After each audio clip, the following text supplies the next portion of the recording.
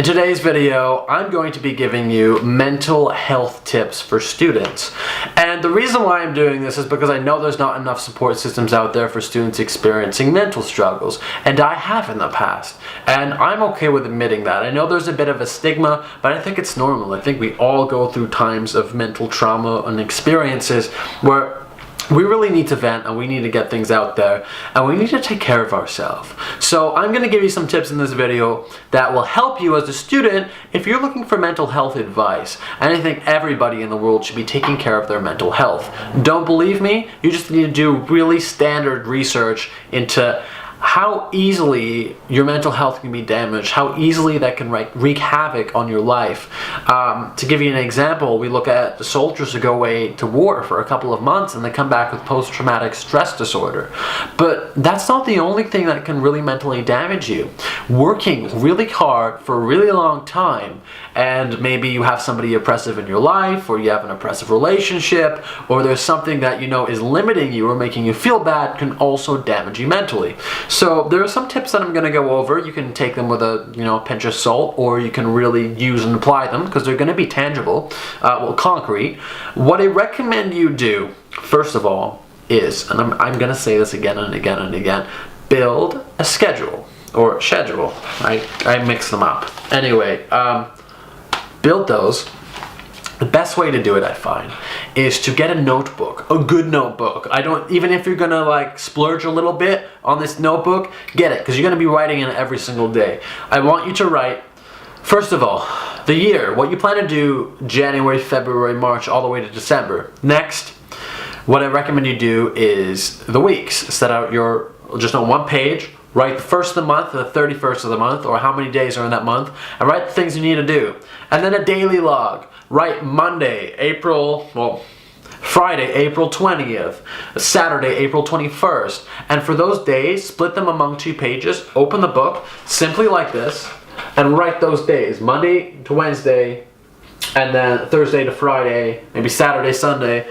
And then write your daily tasks at the beginning of the week. And then you can get ambitious with it. Like I have, do 10 videos, do 10 course creations, do all your thumbnails, post adverts for your agency, hang out with a friend, things that are good for your mental health. But I find the best way to take care of your mental health is to look after your independence. So you may find, hey, you know what, I'm going to take care of my mental health. You may take 2 or 3 days off.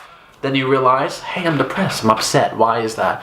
You can't take yourself out of the working cogs of society. This happens with retired people. I've done some reading. Read The Happiness Equation by Neil Pasricha. I think that's his name. But definitely read that book. It talks kind of about how when people retire, their causes of death increase. And that's not because, because retirement is bad, but it's because they don't have much to do after that. Depression sets in, loneliness sets in. So definitely keep working. If you need mental space, take that time. But schedule the things that you're gonna do from morning to night every day of the week. Get really comprehensive with this. And schedule in self-care and the things that you love, and it's really gonna help you. That's gonna open up more room later on. Because if you write the 6 things you need to do in the day, and don't write a million things, be easy on yourself, but get 6 important, incredible things done, and you start. You wake up at, let's say, 6 a.m., and you're like, these are the 6 I'm going to do, I'm going to do them as fast as I can. You're probably going to be done by noon. I understand if you have a job or you have a life outside of going to school and stuff, but what you need to do is also put those things on it. So first thing in the morning, first thing at night, you can tackle it, and you can take care of yourself. So do that. Get organized, prepare. When I interviewed astronaut Chris Hadfield, I asked him, what are you afraid of? And he asked me to give him a list of interview questions. I might actually make a video about my interview from him and what I gained. But yeah, he said, I'm afraid of the things I'm not prepared for. And that really stuck with me. And I said, well, Chris, what about things that, you couldn't imagine to prepare for? Let's say you try to prepare for everything, and you weren't able to prepare for it because you didn't imagine that scenario. And you know what he said to me? He paused, and then he said, Nodder, you can actually go back to the interview. I'll have it on this channel. I may link it down below. Look up Nodder interviews Chris Hadfield. But he said, why wouldn't you be prepared? Think of every situation. Think about, let's say a relative might die. Think about what you would do. Think about those steps. So he literally thinks about everything. And I think that's a great way to look after your mental health, to really prepare for everything. And this form of scheduling and getting things together, and I know it's really simple advice, but it's going to go the mile to do those things. And here's one last piece of advice I'm going to give you. So prepare for everything.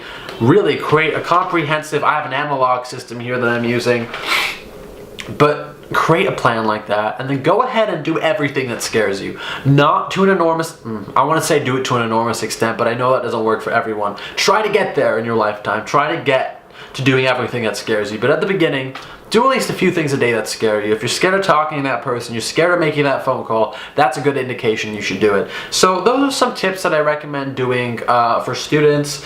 Do things that scare you, go to social events, but prepare like crazy so that if something hits you, you know how to respond to it. Be productively paranoid. Always expect new things to happen. It's alright to have fears, but get ready for them. Work every day and don't take a day off. Taking some time, mental space, day off, good, but don't take like 5 days off.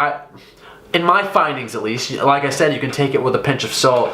I find it's much better not to take those 5 days off. As much as I keep telling myself, yeah, it's gonna help you, yeah, it's gonna help you. The recharge does help some people, don't get me wrong. But I find a day off works, that's fine. But once they start taking 2-3 days off, too much. Same with the gym.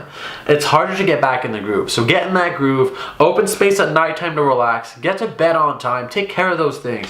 You know, grab a handful of blueberries as you're going out the door. They have antioxidants. Do those like self-care things. But at the same time, really prepare and be productively paranoid.